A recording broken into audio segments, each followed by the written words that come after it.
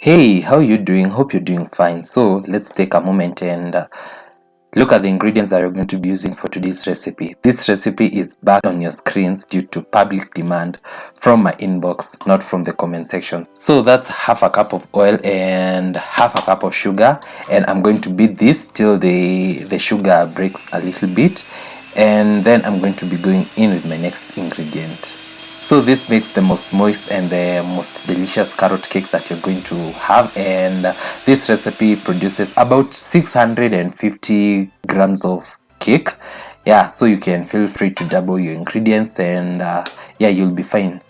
So I'm going to be adding this 1 egg, and remember all your ingredients should be at room temperature, and I'm going to beat this for a couple of seconds, and then I'm going to be adding in my next ingredient.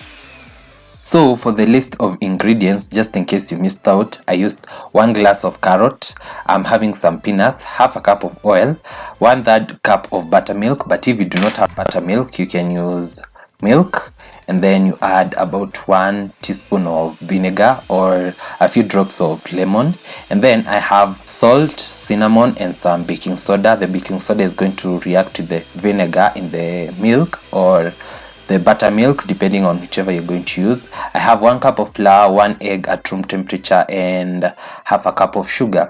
So we're going to continue beating this for a couple of seconds, and then I'm going to add in my flour, half of it, and I'll be alternating my flour and my milk so that I do not end up in a cloud of flour. I'm going to first mix it, then I'm going to turn on my whisk, and then I'm going to add the other half of my flour, and then add my other half of milk, and yeah, give it a quick stir, and then I turn on my electric mixer.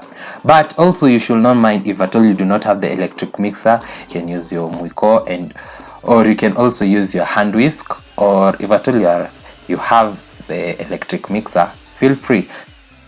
So at this point, I'll proceed to separate my hooks from my beater, and I'm going to use that to mix in the flour. This is in order to avoid over mixing so that the dough cannot develop some gluten, which will result into the cake becoming dense. And I'm going to be adding my glass of carrots and peanuts. For the peanuts, I dusted them with some flour so that they do not sink as the cake bakes. So I'm going to stir this for a couple of seconds, and our cake batter is ready. Voila, just like that.